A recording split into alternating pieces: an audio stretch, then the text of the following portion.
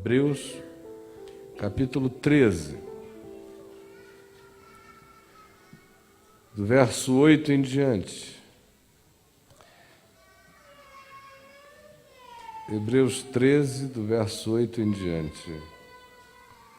Jesus Cristo, ontem e hoje, é o mesmo e o será para sempre.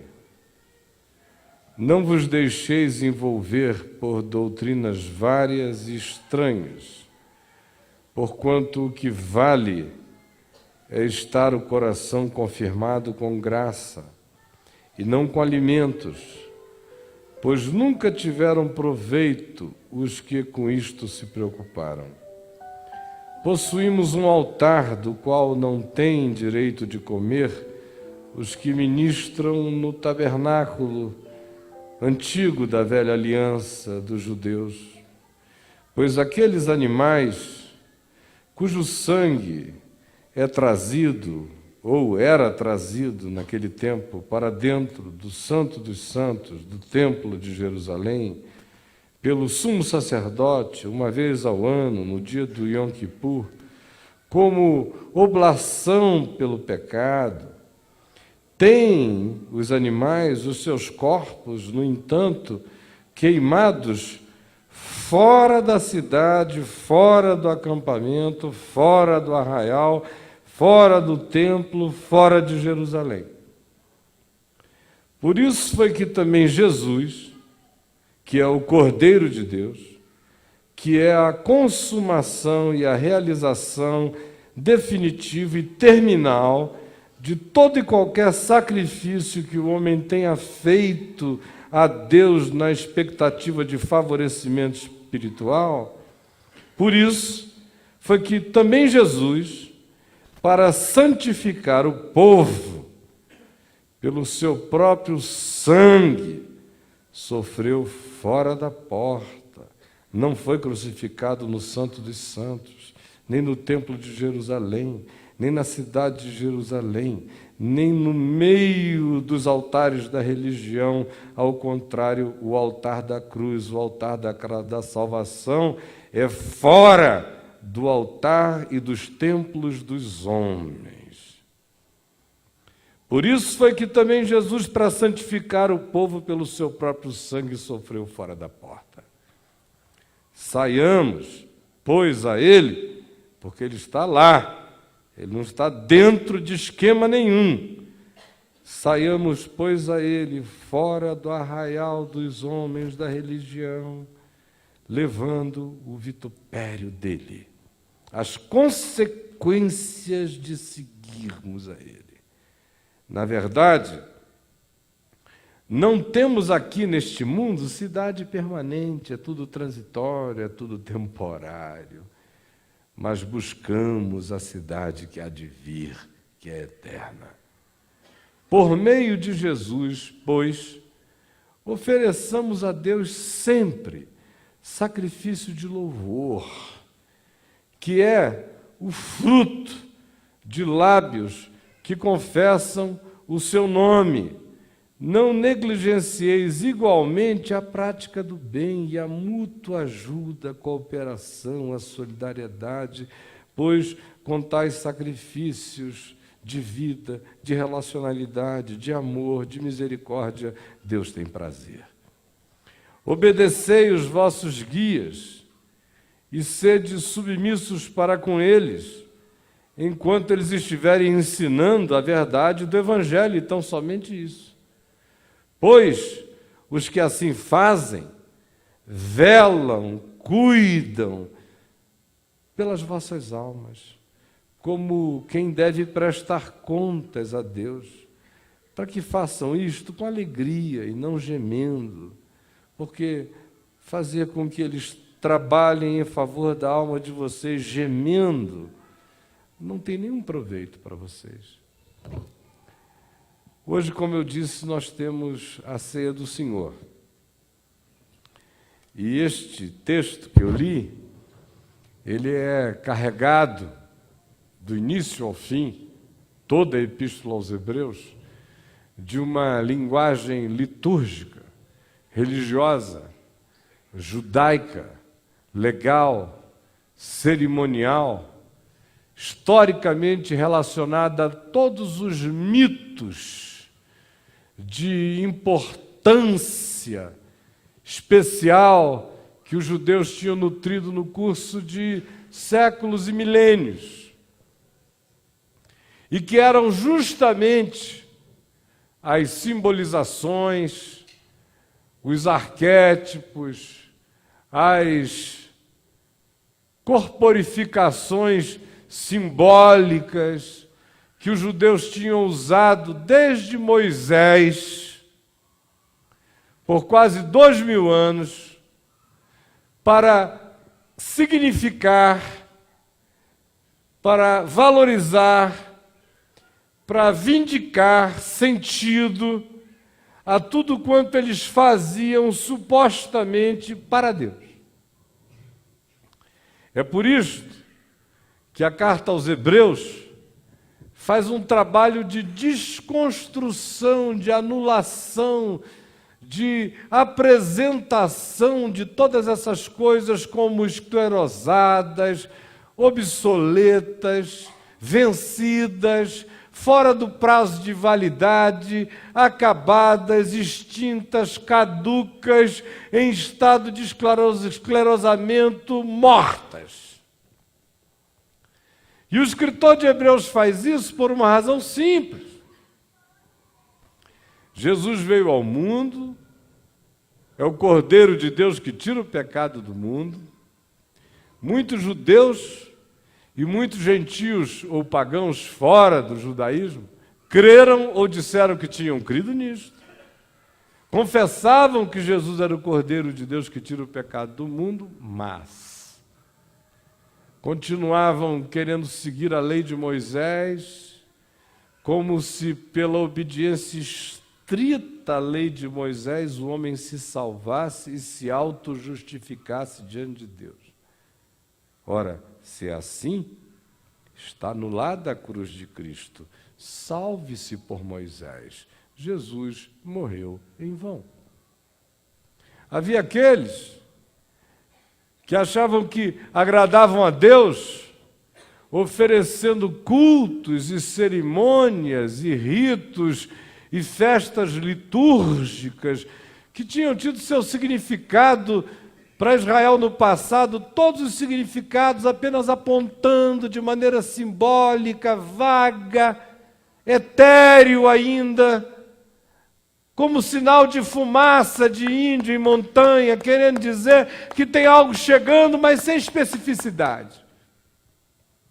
E o que diziam que estava chegando foi o que Jesus encarnou, realizou, corporificou, plenificou, absolutizou, consumou, finalizou e disse: está pronto e não há mais nada a acrescentar. Todos os ritos se cumpriram em mim. Todas as liturgias se cumpriram em mim. Eu sou o culto. Eu sou a oferta. Eu sou o sacrifício. Eu sou aquele que agrada a Deus pelos homens. Eu sou aquele em quem todos os movimentos relacionados ao que tenha significado espiritual para Deus, como o culto eterno do homem para com Deus, foi prestado por mim. De modo que aquelas coisas todas que antes eram só simbolizações, agora estão extintas e acabadas. Do contrário, é como aquela garotinha que cresceu criando uma bonequinha Barbie, vestindo a bichinha de roupinha, dando banhinho, comprando banheirinha, penteando o cabelinho, passando batonzinho, pegando todos os aparatinhos da Barbinha. A Barbie tem biquíni, a Barbie tem roupa de casado, a Barbie é minha diversão, e a menina faz 7 anos, faz 8, faz 9, faz 10, faz 13, faz 14, faz 15, faz 20, faz 24, faz 25, sei lá quanto encontra alguém. E aí ela dá à luz e se torna mãe.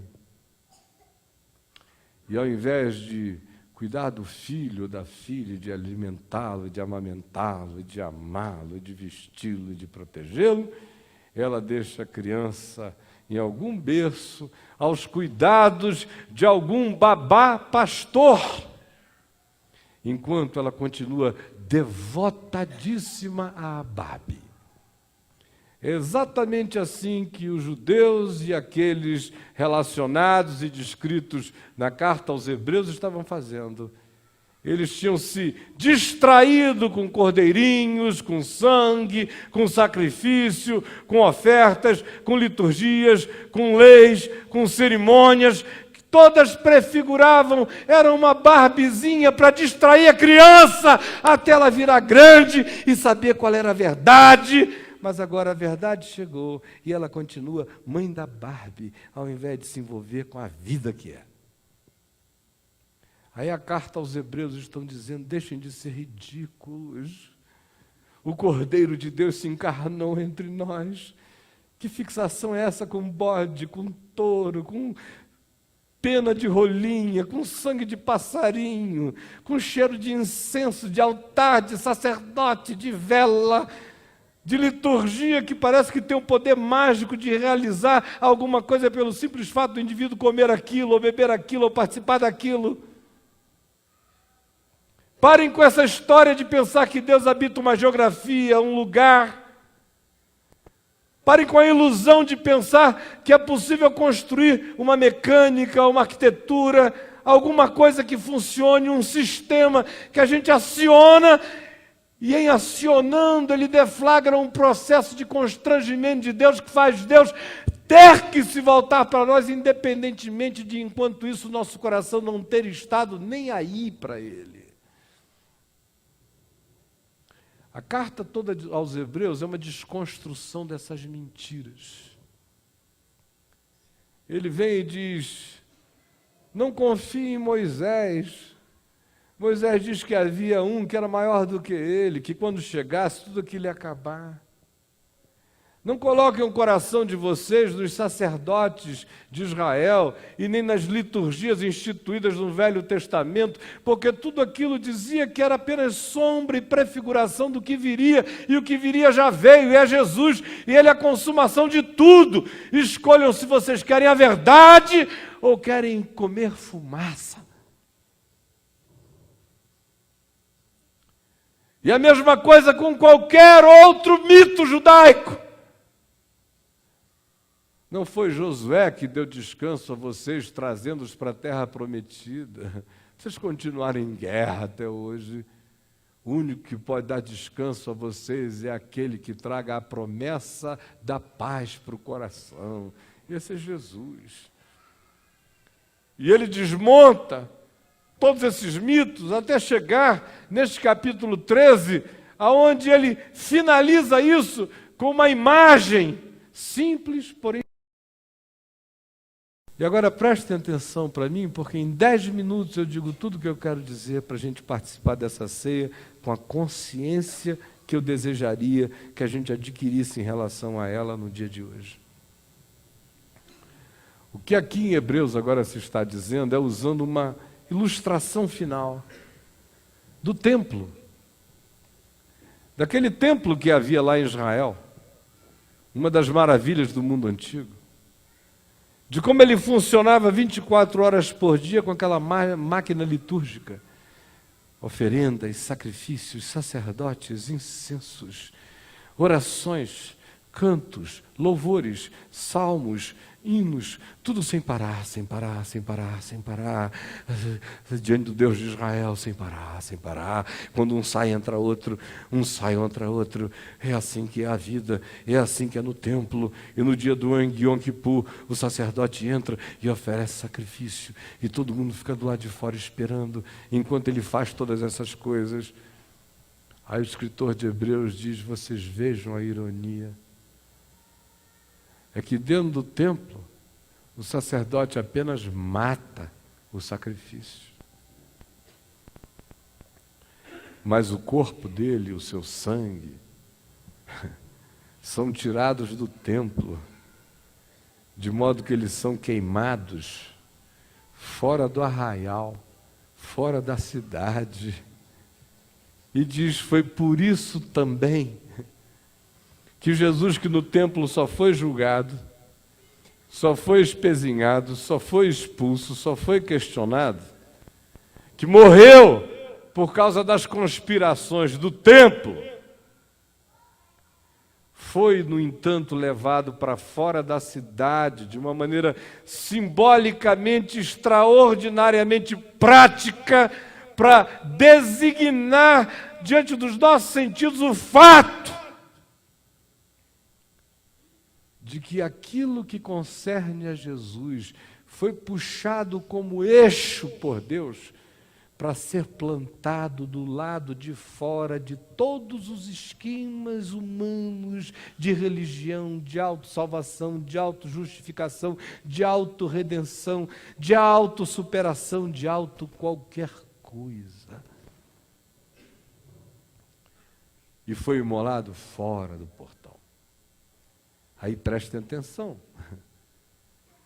porque o escritor de Hebreus nos diz algo forte, definitivo, peremptório, quando diz no verso 10, possuímos um altar do qual não tem direito de comer os que ministram no tabernáculo. Você tem que decidir, diz ele. Se você quiser participar deste altar de Jesus, participar mesmo, se você quer ter parte com Ele, se você quer ter vinculações viscerais com Ele, fique sabendo de uma coisa. Esse altar, altar da graça, altar que diz, isto é o meu corpo, isto é o meu sangue, altar sobre cujos elementos servidos, que são o corpo e a carne do Senhor, Jesus diz, a minha carne é verdadeira comida, o meu sangue é verdadeira bebida.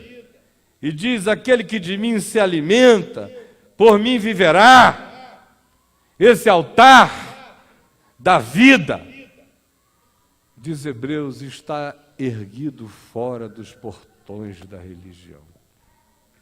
E não tem direito de comer dele aqueles que querem fazer a conciliação de pensar que eles podem participar da graça realizada, consumada, definitiva de Jesus e ainda assim fazerem joguinhos psicológicos com sanguezinho de touro, de ovelha, de mandinga, de oração mágica forte, de culto como culto, de igreja como sendo um lugar de poder, de pertencimento a alguma coisa pela via do batismo, como se o derramar da água ou mergulhar na água transformasse você num ser diferente.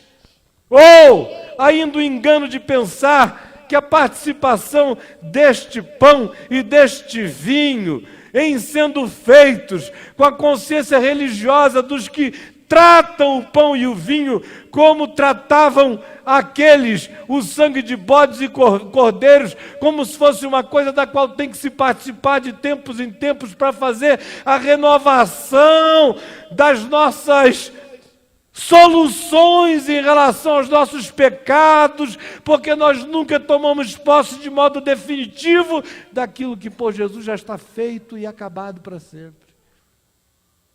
Então, não tem direito de participar deste altar aqueles que querem ficar ministrando do outro. Não tem. Você tem que decidir para que isso tenha alguma significação. A escolha é radical.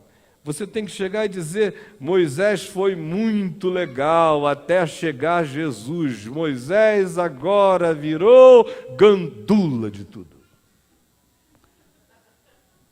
Templo de Israel era legal, era simbólico, era bonito, mas não era nada. Jesus disse, destruí este santuário e em 3 dias eu o reedificarei, porque o único santuário do qual ele estava falando não era aquele de pedras ali, era o seu próprio corpo na ressurreição. Ele diz que aqueles que tentam pacificar a consciência com sacrifícios psicológicos, temporais, simbólicos, com catarses rápidas, jamais entrarão na paz, pois terão que ficar repetindo esses ritos da momentaneidade até que eles já não mais funcionem como aplacadores da culpa essencial, que só é solucionada quando o indivíduo diz: eu sei que tu pagaste. Aí as pessoas ficam me dizendo o seguinte: por que eu digo que creio em Jesus, que eu creio no Evangelho, se eu não consigo experimentar o bem do Evangelho para mim? Quem crê no Evangelho, crê só no Evangelho, você entendeu? Outro dia, Adriano e eu estávamos na casa de um amigo querido, e uma das filhas dele me perguntou quem eram os meus gurus. Se é uma pessoa que gosta tanto de ler, você fala, a gente vê que você viaja para tudo que é lado do pensamento. Quem são os teus gurus? Falei: minha querida, desculpa, eu não tenho aqui nenhum orgulho, nenhum mesmo. Eu reconheço muita gente inteligente, interessante, legal. Agora, eu nasci desgurificado em Cristo. Eu não tenho pai espiritual, meu pai é o Senhor. Eu não tenho mestre, meu mestre é só Jesus. O resto da moçada ou serve ou se torna co-beligerante com o Evangelho no qual eu creio, ou então já chega fora. Por isso eu não tenho nenhum problema de ler qualquer coisa e reter o que é bom, porque só vou reter o que é bom mesmo, só vou reter o que tem a ver com Jesus. O que não tiver está fora, já nasce no delete, na lixeira. O Evangelho é radical mesmo. Não dá para você chegar e dizer: Jesus, eu te quero, e ao mesmo tempo fica sabendo que eu também levo aquela maior fé no que se faz ali nos terreiros de candomblé. Acho que não tem nenhum problema não, né, Jesus? Isso é tão legal. O senhor entende que tem umas funções psíquicas e antropológicas que operam lá, que eu acho interessante, um barato, legal. Aí você fica tentando comer do altar erguido fora dessa panaceia toda dos homens, que é o da cruz, e querer ainda ministrar lá também. O escritor de Hebreus diz: meu filho, se come do de lá, não come do daqui. Quem come do daqui, não come do de lá. E se comer do de lá e quiser comer do daqui, fica sabendo, está comendo juízo para si. É simples assim. Você pode não estar gostando do que eu estou dizendo, mas eu estou adorando o que eu estou falando. Porque é verdade do Evangelho para acabar os enganos. Então aqui, as decisões que a gente está fazendo são radicais. Jesus disse que Ele estava oferecendo a nós a sua carne e o seu sangue. Quem não comer da minha carne e não beber do meu sangue não tem a vida eterna. É radical desse jeito.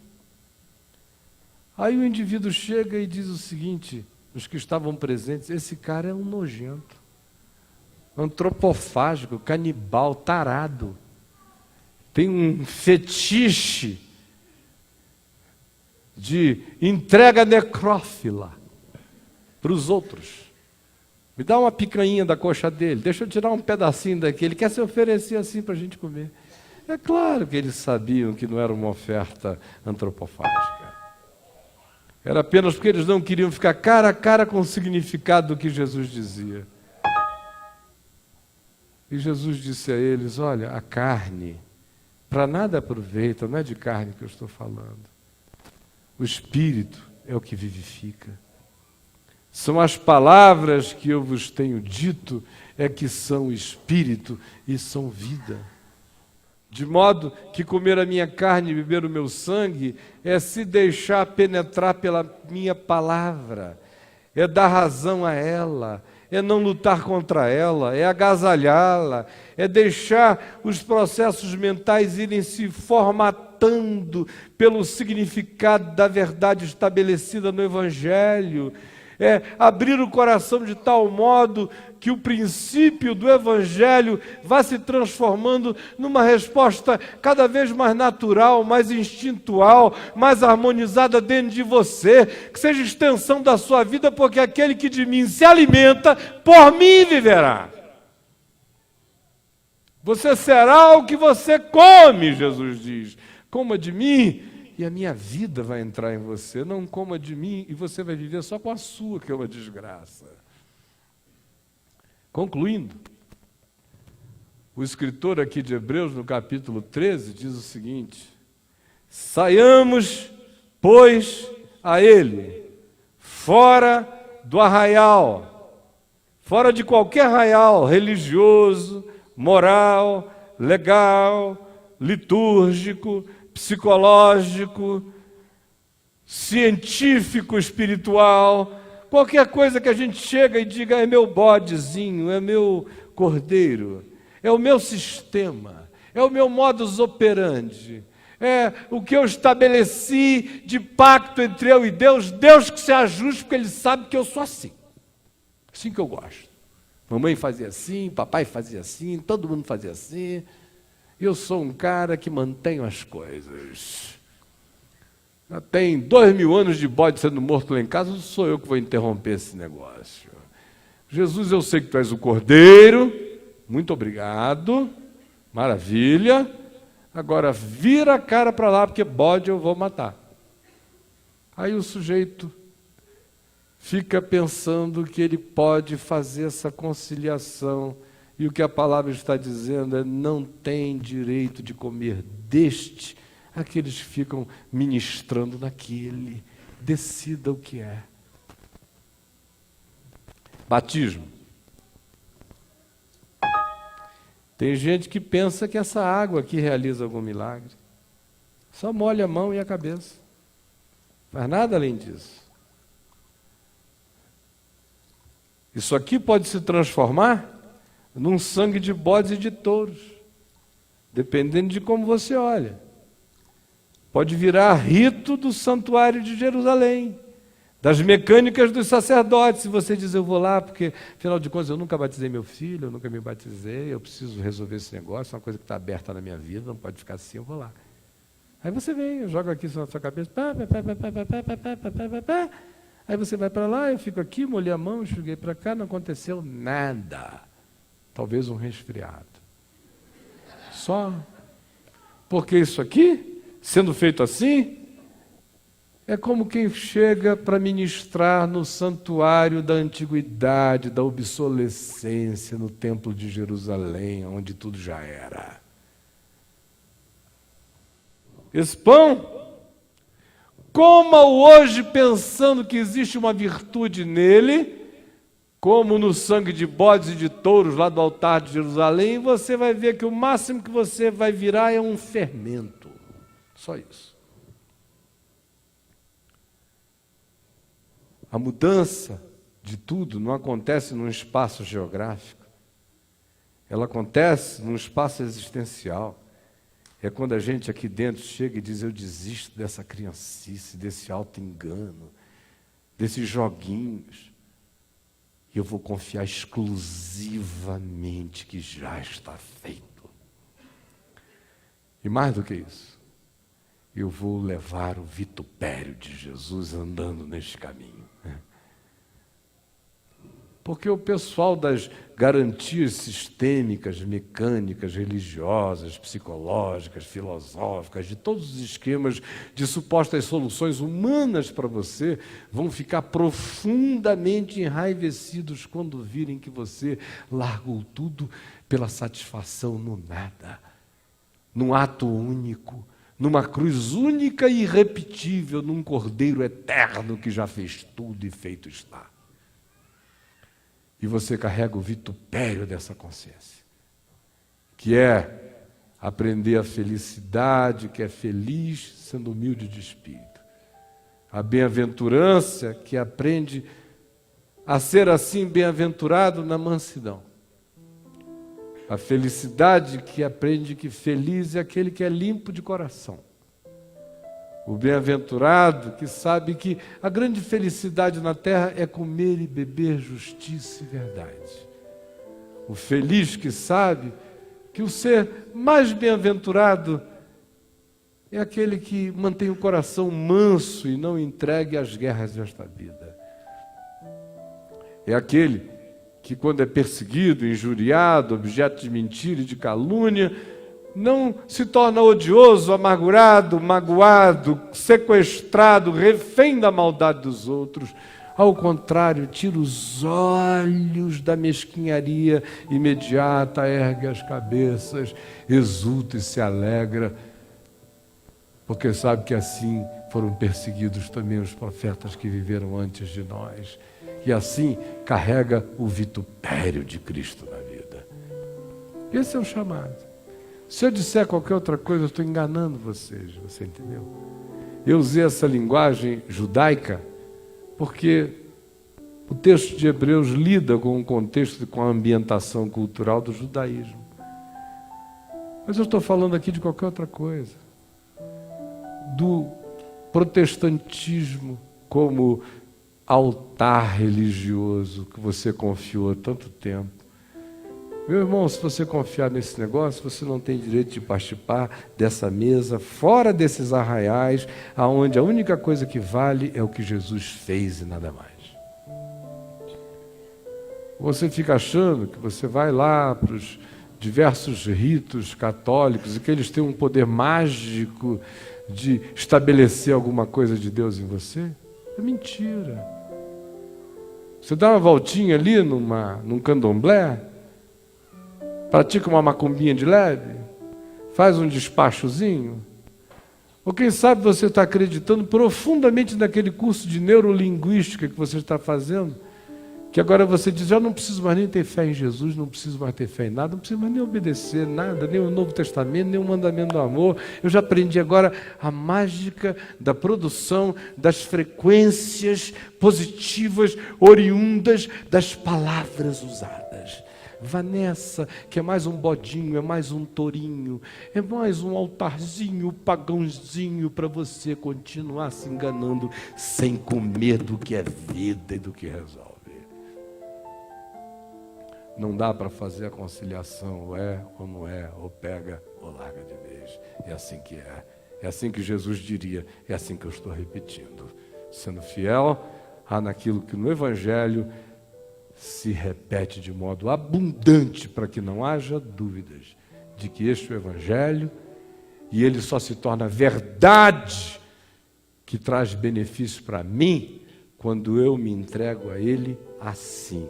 Do contrário, eu fico sempre como aqueles lá, hebreus, dizendo, eu creio que Jesus é o Cordeiro de Deus que tira o pecado do mundo, mas eu continuo tendo o meu rebanho de bodes e de touros para fazer imolações parciais, para eu mesmo ir lidando com a minha própria culpa, porque você não teve a coragem até hoje, radical, final e visceral, de dizer tudo isso ficou caduco e obsoleto. Eu não tenho mestres, eu não tenho gurus, eu não tenho sistemas, eu não tenho liturgias, eu não tenho confianças humanas, eu não tenho nenhuma manga na carta, eu abro mão de tudo, eu entrego tudo, eu quero seguir a Jesus, fora do arraial, levar o seu vitupério, comer a sua carne, beber o seu sangue, que são suas palavras, que são espírito e são vida, porque ele diz, quem de mim se alimenta por mim viverá, e a vida que eu quero em mim não é de bodes nem de touros, eu quero em mim a vida do Cordeiro de Deus, que me basta, que é único, eu só quero o Evangelho como pão. Serve. Vamos curvar a cabeça e vamos orar. Senhor Jesus, para alguns essa palavra é tão simples que eles têm até a tentação de tentarem pensar em outra coisa. Que pena. Porque ela nunca, apesar de simples, deixará de ser vital. Que seja reatualizada em nós sempre, porque a nossa tendência é para criadores de bodes e de touros e não para servos do Cordeiro de Deus.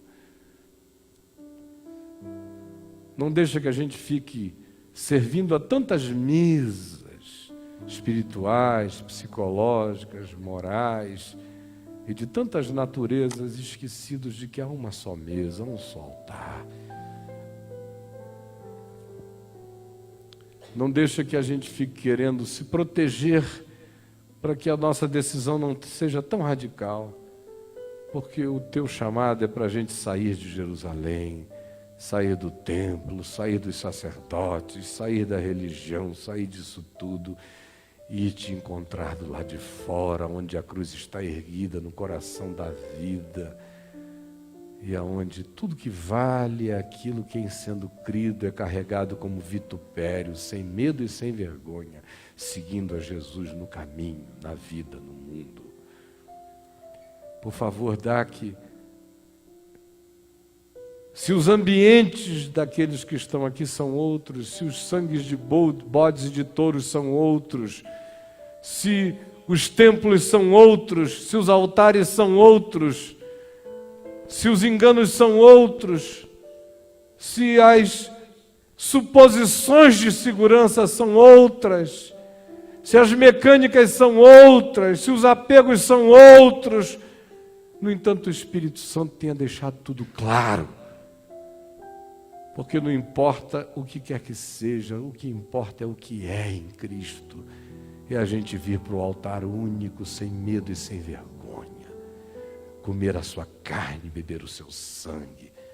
Que é aceitarmos a conformação da nossa vida à tua palavra. Que é cedermos e abrirmos mão de qualquer outro espírito em nós que não seja o Espírito de Cristo. De qualquer outra ideia em nós que não seja ideia de Cristo, de qualquer outra mente em nós que não seja como a mente de Cristo. Porque é para isso que nós fomos chamados, e é aí que resiste a nossa felicidade, a nossa inabalabilidade. Por favor, faz isso em nós, em mim, em cada um de nós, porque estamos todos carentes e necessitados. Em nome de Jesus. Amém.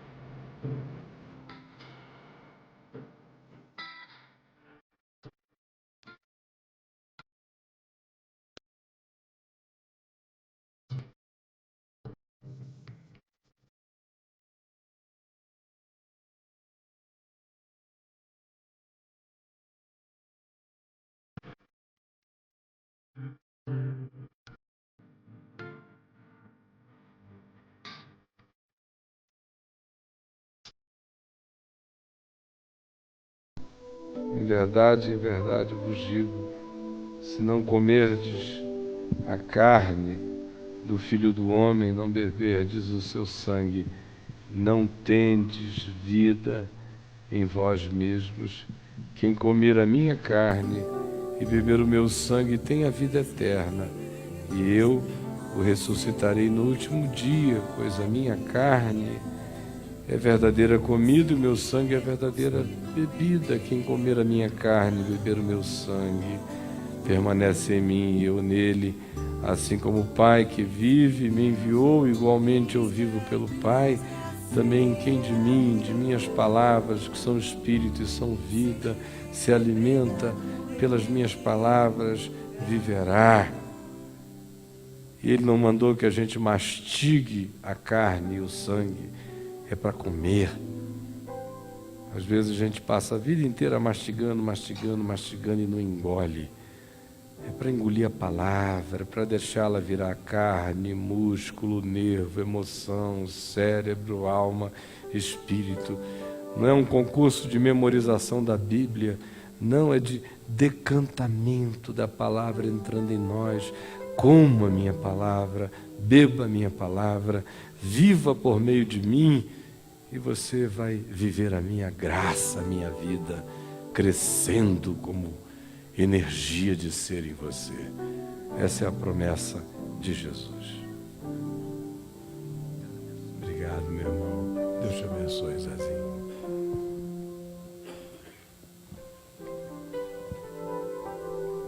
Na noite em que o Senhor Jesus foi traído, ele tomou um pão e o partiu e o deu aos seus discípulos, dizendo-lhes: isto é o meu corpo, que é rasgado, dado, partido, quebrado por amor de vós. Todas as vezes que comerdes este pão, que é minha carne, minha carne, meu sangue, são espírito, são vida, são a minha palavra.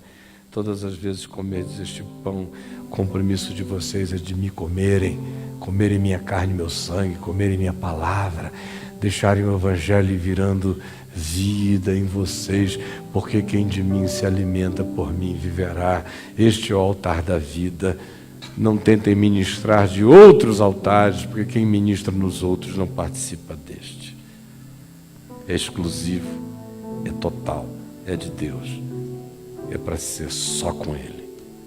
Coma.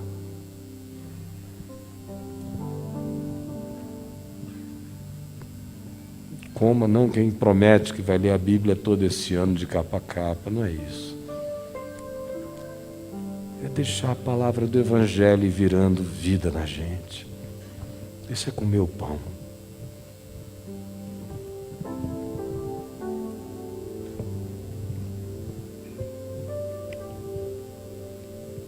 Depois de haver comido, ele tomou um cálice